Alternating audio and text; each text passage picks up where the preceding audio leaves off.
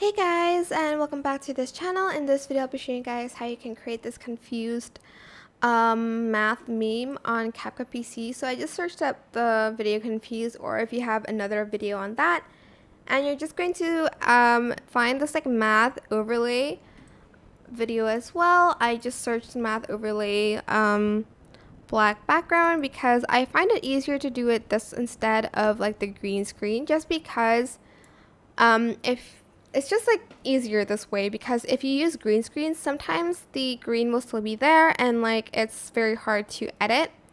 But what I like to do is I'd like to just use this black overlay and then go to blend mode and use the brighten or the screen blend mode, and as you can see, it deletes like the black background a little bit better than if you were to use a green screen, as you can see.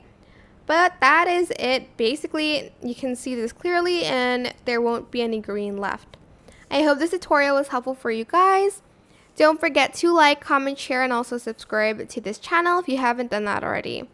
If you have any more questions, just leave it in the comment section down below. I will try my best to answer them all for you guys. And if you found this video helpful, please click the thanks button above the description box down below. Thank you so much for watching. Goodbye.